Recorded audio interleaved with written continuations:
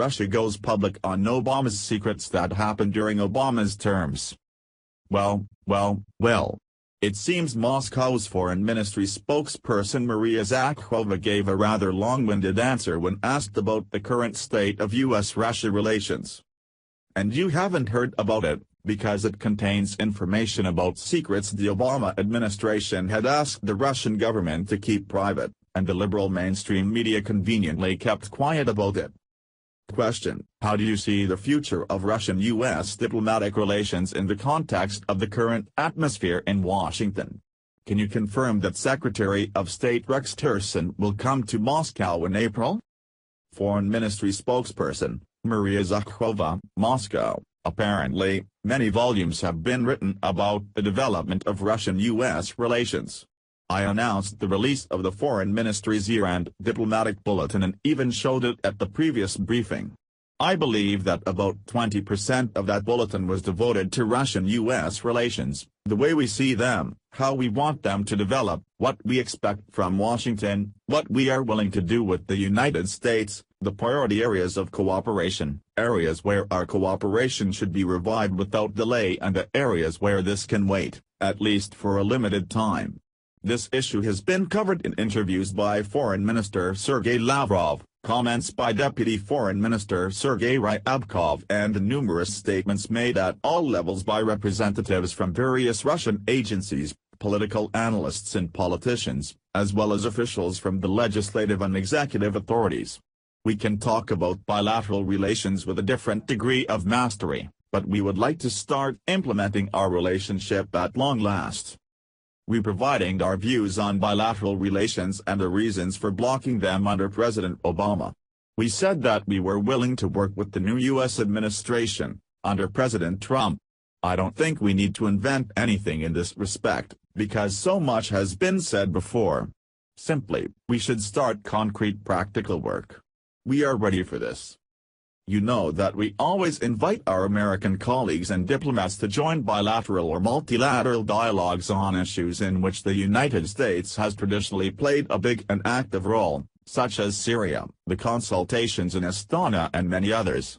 We expect Washington to formulate its foreign policy approaches in the form of a concept. We are ready for pragmatic and specific work on the principles that we have described many times. As for the visit by U.S. Secretary of State Rex Tillerson and the information about it, this is what I can say. It's not a secret that preparations for any visit include the coordination of the time when it can be announced. Visits by foreign ministers are public events that are never kept secret. At least, I don't know about any secret visits by foreign ministers in Russia or the United States. Preparations for such a visit also include the coordination of the format, agenda and the date it can be announced to the public. It is a matter of propriety and respect for each other's interests. One side proposes a date, and the other side is expected to accept it. This date should be acceptable to both sides, because the foreign ministers have packed schedules. The issue also concerns the coordination of the agenda by experts. One side informs the other side of the issues it plans to discuss, and the other side needs to respond that the agenda is acceptable. In other words, the sides need to reach agreements on many issues, after which they can announce an upcoming visit. This is how we work with our colleagues. To tell the truth, over the past few years we've seen many strange things happen in Washington in connection with preparations for visits or talks by our foreign ministers. The U.S. Department of State has more than once asked us not to announce planned visits until the last minute. This is not our tradition. We have been operating openly for years, but we have respected the requests we have received from our colleagues in Washington in the past few years. But what happened after that? First, the U.S. Department of State asked us to keep the planned visit quiet and not to announce it until the last possible minute, until we coordinated the date. We did as they asked. But a day or two later the information was leaked by the U.S. State Department and sometimes by the U.S. administration. Frankly, this put Russia and the media in a strange situation, because they didn't know who to believe, the official agencies or the many leaks. It is difficult to say if this diplomatic communication is a U.S. tradition or the latest technique. but it definitely doesn't correspond to our traditions. We believe that everything we coordinate should be made available to the media in accordance with diplomatic procedure. When we coordinate a visit and the date for announcing it, the information should be made public calmly and as agreed. This is what we do in relations with our colleagues from other countries. As I said, such cases in our relations with the U.S. Department of State have become a bad tradition over the past few years.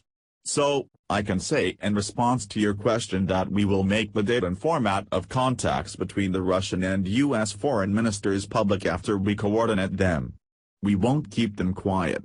At this point, I don't have any information I can share with you. I can say that this visit and such contacts are possible in principle, but it would be premature to talk about timeframes.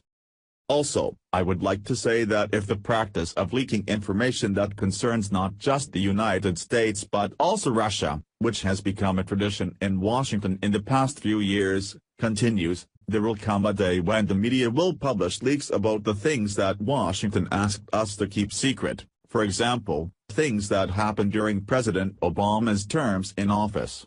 Believe me, this could be very interesting information.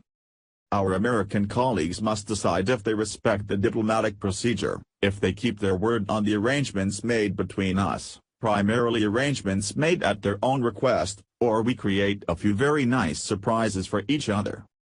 And there you have it.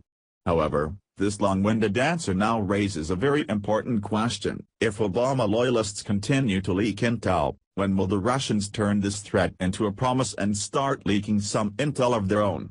Fasten your seatbelts, folks. This could get interesting.